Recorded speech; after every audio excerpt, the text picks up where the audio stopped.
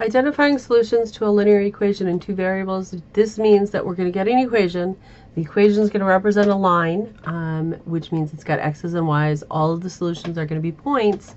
So they're going to give us answers that are x's and y's, and we have to make sure that they match up with the problem.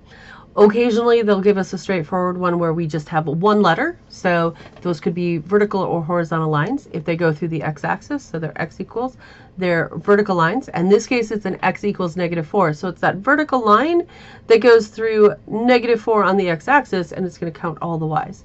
Horizontal lines are going to be y equals, and we'll look at those later. But in this case, we're looking at plugging in stuff. So we're talking x equals -4. So I'm just looking at those x coordinates, which is that first one, and just seeing which ones are a -4. So there's a -4. So that is a solution. This is 0 is not -4. 3 is not -4, and -9 is not -4. So none of these are on that line x equals -4. It doesn't matter what the y is. We're just looking at the x's. Most of the problems are going to have more work that you're going to have to do, which means that you're going to be plugging in values. So we have this equation, we have y equals -4x minus 6.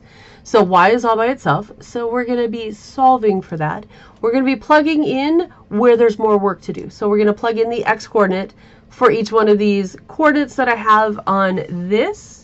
And they're going to go, those x's are going to go into the equation, and we're going to see if we get those y values.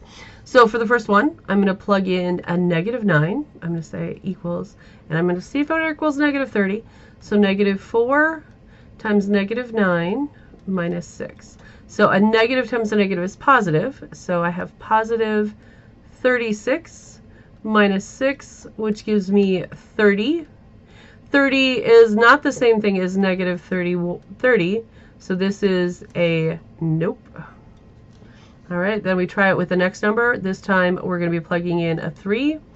So we have -4 times 3 minus 6 is -4 times 3 is -12 minus 6. This is -118. Is that 22? Nope. So this is a no as well. Then we try again with 7. So let's do this color, 7. So we have -4 times 7 minus 6 is -28 minus 6, which is -34, which is -34. Which is what they gave us that. So this is a yes. Now, just because we've gotten one yes doesn't mean that the last one is going to be a yes or no.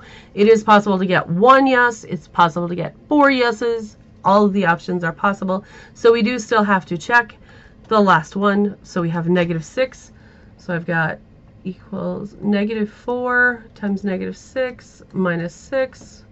So this is 24 minus 6, which is 18. And does that equal 18? Yes. So this is actually a yes as well. All right. So when we're checking to see if something's a solution, we're really just plugging in the values. Just make sure you're putting the x for x and seeing the y for the y.